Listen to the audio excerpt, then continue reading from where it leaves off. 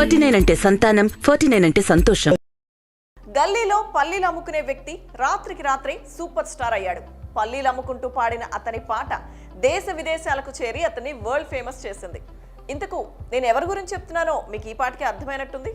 అవును, అతనే కచ్చా బాదం సింగర్ భువన్ బద్యాకర్. అతను అంత ఫేమస్ అయినా కూడా ఇంకా అదే గుడిసెలో ఉంటూ అవే పల్లీలు అమ్ముకుంటూ జీవనం సాగిస్తున్నాడు. పుట్టెడు కష్టాల్లో మునిగి తేలుతున్నాడు. అసలేం జరిగింది? స్టార్ సింగర్ అయిన భువన్ మళ్ళీ ఎందుకు ఈ స్థాయికి చేరుకున్నాడు? ఈ మధ్య కాలంలో సోషల్ మీడియా చాలా మందికి ఫేమ్ ని తెచ్చిపెట్టింది. అయితే ఇలా వచ్చిన ఫేమ్ ను నిలబెట్టుకోవడంలో మాత్రం కొంతమంది ఫెయిల్ అవుతున్నారు. రాత్రికి రాత్రే వచ్చిన క్రేజ్ ను తట్టుకొని నిలబడలేకపోతున్నారు. అందులో ఒకరు భువన్ బద్యాకర్. అతను పాడిన కచ్చా బాదం పాటను వినే ఉంటారు. అప్పట్లో ఈ సాంగ్ యూట్యూబ్ ని షేక్ చేసింది. జస్ట్ యూట్యూబ్ నే కాదు, ప్రపంచంలోని నలుమూలలా ఉన్న సెలబ్రిటీస్ ని కూడా స్టెప్పులేసేలా చేసింది. ఈ పాటతో వెస్ట్ బెంగాల్ కు చెందిన Bhuvan Badyakar over night star గా మారాడు. ఒక్క పాటతోనే ఎంతో పాపులారిటీ సంపాదించాడు ఈ శనగల వ్యాపారి. ఆ ఫేమ్ తో కొన్నాళ్ల పాటు పాటలు పాడుతూ ప్రదర్శనలతో తెగ బిజీ అయిపోయాడు. వీటి ద్వారా వచ్చిన డబ్బులను వచ్చినట్లే ఖర్చు పెట్టేశాడు. ఆపై పర్ఫార్మెన్స్ ద్వారా వచ్చిన డబ్బులతో కారు కొన్న భువన్ కు ఎక్కువ కాలం ఆ సంతోషం నిలవలేదు. అనుకోకుండా ఒకరోజు యాక్సిడెంట్ తో ఆసుపత్రి పాలయ్యాడు. తన వాళ్లే అనుకుని అప్పులిచ్చిన వారు చేతులెత్తేశారు. ఊరి జనాలే అనుకుని అడిగిన వాళ్లకు అప్పులిస్తూ పోయాడు.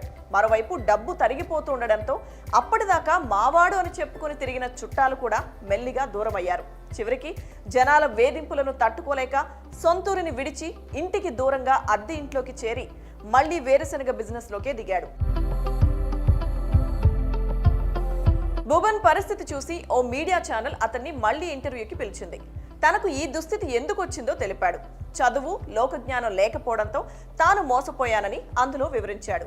అగ్రిమెంట్ పేరుతో ఒక కంపెనీ తనను చాలా మోసం చేసిందని వాపోయాడు. యూట్యూబ్ లో తాజాగా ఏ సాంగ్ అప్లోడ్ చేసినా తనకు కాపీరైట్ ఇష్యూ వస్తోందని అన్నాడు భువన్. బాదాం అనే పదం ఉంటే చాలు తీసేయాల్సిందేనంటూ యూట్యూబ్ నోటీసులు పంపిస్తోందట.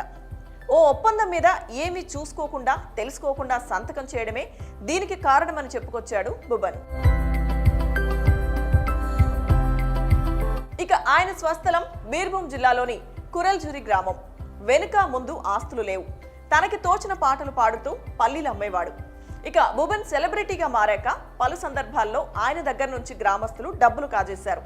యువకుల వేధింపులు భరించలేక 9 కిలోమీటర్ల దూరంలో ఉన్న మరో గ్రామంలో భార్య పిల్లలతో కలిసి అద్దె ఇంట్లోకి మారాడు భువన్. ఆ ఇంటికి నెలకు 2700 రూపాయలు అద్దె చెల్లిస్తున్నాడు. మళ్లీ వీధికెక్కి గల్లీ గల్లీ తిరుగుతూ పల్లీలు అమ్ముకుంటూ జీవనాన్ని సాగిస్తున్నాడు. మరి భువన్ స్టోరీపై మీ అభిప్రాయాలను కామెంట్ రూపంలో మాకు తెలియచేయండి.